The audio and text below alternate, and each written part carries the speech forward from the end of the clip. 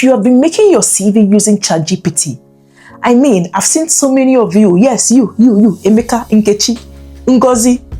I've seen you, Bimbola. You have been sending me your CV recently whenever you reach out to me.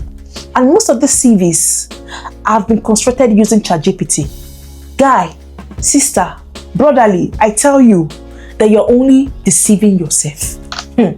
Like, who told you guys that CV with ChatGPT would scale you through and would give you a job offer overseas? I mean, point anyone you've seen that have used CV from ChatGPT to get a job offer. ChatGPT would give you just a generic CV, not what an employer is looking for. Truth be told, employer need what we call ATA standard CV, and they have 3 points of what they want that CV to contain and what will scale you through. Do you think the employer have the time to be sitting down scrolling through your CV bit by bit, reading it at the end or to the end? Not at all. They don't have that time at all. So they look for 3 points to qualify you. And this is coming for someone that have worked in partnership with agencies. So guys, today, my mission is a simple one. I'm here to clarify how your CV should look. Whether you're looking for the Western style CV, for jobs in UK, Australia, or for Europass standard CV, for jobs in Ireland, Spain, Italy, or you're looking for a resume for jobs in Ireland and Canada, then today we're going to clarify it. So please settle down, because I'm not in a rush today. When you see me in this mood, it means I have all the time in the world. So why is the CV essential? Why is the resume essential? It is very essential because most of you are doing this application online, not in person. Most companies now, most countries don't do in-person application. I mean, even me in the UK, yeah, let's say I want to switch my career and apply for another job. If I walk into the organization, they will tell me go online, our job vacancies is there. So most countries now, most companies now use online to display their job vacancies. And how can you apply online without a CV? So that is why a CV is essential. And why should your CV be very standard? This is because you are not there now to tell this employer in person this kind of skill you hold. You're not there to tell them how you can do this job effectively. Your CV is what will speak for you. And that is where most of you get it all wrong. You have the right skill, you are very brainy, very brilliant, very hardworking. I mean, if I give you this job, you're going to excel, you're going to increase the number of sales in that department. You're going to do very well in this job occupation. But your CV is not saying that. So, your CV is your golden ticket to a job offer, both nationally and internationally.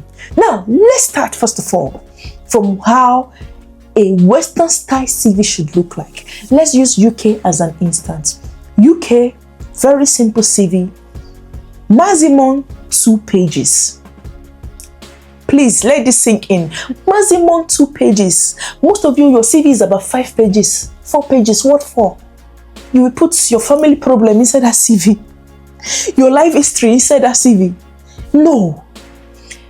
That CV should be straight to the point, and it should only be tailored to the job role you are applying for.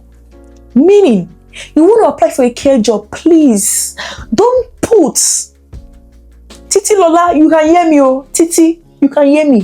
Titi Lola, don't put teaching experiences in that CV. You want to apply for a care CV, please don't put receptionist experiences in that CV. Only fit it to be the care CV. I hope this sink in. I hope this sink in today. Shewu, you want to apply for a teaching CV. Don't put farming experiences in that CV. All should be in the CV is teaching experiences only. So when I say CV is mostly constructed with your experiences you have and your certification, some of you don't understand. Oh, you see me talk about care job in Australia today, and you are a teacher, But because I'm talking about care job, you come, I want to apply for care job. You pay for CV construction services, and all of a sudden you want me to make a care CV for you. How can I make a care CV for you when you don't have care experiences? It's not possible. CV can only be tailored to the experiences you have. So if you're a teacher, you apply for teaching job, you create your CV in teaching formula. And if you say, I still want to be a care assistant, there's a way to go about it. There's a way for you to gather experiences to help us build up that CV. And these experiences can be gotten in various ways. Okay, so the UK style CV, they want it tailored to your job role. Anything that is not about your job role, don't put it in. The first thing should be your professional summary. Now guys, I'm going to be using my phone as I've got all the tips outlined on my phone. Now for the UK CV, you have to focus on your full career history. Now the first should be the header. Header should carry your name, your phone number, and your email address. Location, please remove your location. Most of you like to put your location, Lagos, Nigeria. Some of you would go and put the full name of your street, 19 Olorun Tobi, Ikotun Road. Abba, that is so unprofessional. Your header should just be your full name, email address, and your phone number. No photo at all. UK doesn't like photo on their CV. The next would be the professional summary. Some people call it personal statement. I like to use the word professional summary. Professional summary should carry a brief introduction about you, what you offer and what you are looking for. Now, when you hear about you, don't go and be writing, my name is Clara Chiwindo. I am 1 out of 8 children. I'm from Delta State, Nigeria. I can speak Igbo, Hausa, and Yoruba, and Pidgin. And no, you should just go straight. A professional healthcare assistant dedicated in this, just go straight to the point. Tell them mostly about your skill. That professional summary should capture your skill mostly. Okay, the next step would be your working experiences. Working experiences should be job title, company name, and the dates you started this job. When I say date, should be just the month and year. It shouldn't be 5th of April 2025. No, April 2025. That is that it should be. The next step would be your education, which is going to carry your degree name, your university, and graduation date. Then the last step should be your certification. If you have any other certification, even if it's voluntary, put it there. None is a waste. And put reference available on request. Don't put your reference detail on your CV. Most of this employer would ask you after you pass the interview stage. Don't put it on your CV. I see some of you will put the name of your referee, you put their phone number, you put their email address. Not at all. Just put it available upon request. Now, tip for a UK CV, make it very clear, make it very clean, professional, and use fonts like Calibri and Arial. Keep it very consistent. That is, if you are making your CV and you're using Arial, don't go and use Arial and Calibri at the same time. You are using Anton at the same time. No, use one font for everything. Now, avoid to mistake for your UK CV. Don't put your age, your marital status, and your photo. Please don't put it there. Also, don't use flashy colors. You guys, some of your CV will be like pink, green, flashy colors. Don't use it. Now, let's go on to Europass CV.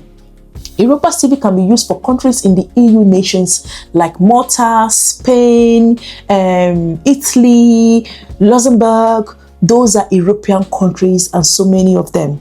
France, Germany. For Europass CV, they like photo. So you can put photo for your Europass CV. Your Europass CV should carry your personal information like nationality and gender. Gender can be optional, but you can carry gender. You can also carry your name and your email address. And the next step would be your work experiences, being your job title, the employer you are working with, the date, the company you are working with, and responsibility. You can also put your achievements like your education, your training, your degree, certification, institution that you got this degree from, and the country you got the degree from. You can also put additional information like if you have conferences you've attended, you can put the numbers of the growth you've made in the country and publications. Now, for Europass resume, make it easy, very easy. It is formal, yet it can be a bit informal. Make it to be a standardized format across Europe and make it to be academia. Now, the Europass CV can be a bit rigid as you will be required to put photos, etc., or rishi, but try your best to make it very professional. Now, tip for your Europass CV, ensure you download it to a PDF file when submitting. The next one is resume. Where can resume be used? Resume can be used in Canada and in Europe. Now, it can also be used in USA. Yes, USA, they use resume.